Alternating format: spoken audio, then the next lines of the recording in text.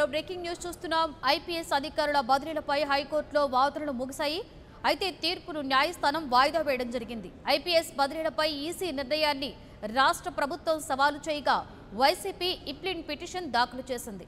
మరొకవైపు ఐపీఎస్ అధికారుల బదిలీల వ్యవహారంలో రాష్ట్ర ప్రభుత్వం ఎందుకు జోక్యం చేసుకుందని ఈసీ తరఫు న్యాయవాది ప్రశ్నించారు.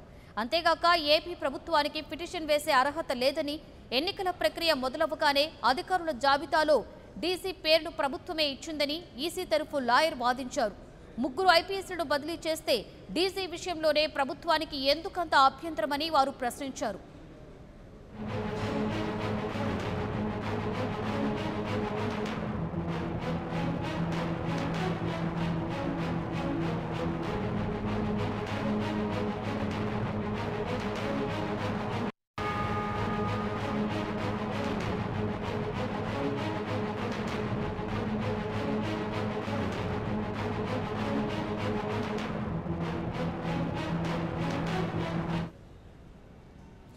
ఐపీఎస్ అధికారుల బదిలీలపై హైకోర్టులో వాదనలు ముగిశాయి. అయితే తీర్పును న్యాయస్థానం వాయిదా వేసింది.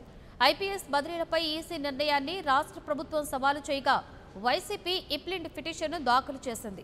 మరొకవైపు ఐపీఎస్ అధికారుల బదిలీల వ్యవహారంలో రాష్ట్ర ప్రభుత్వం ఎందుకు జోక్యం చేసుకుందని ఈసీ తరఫు న్యాయవాది ప్రశ్నించారు.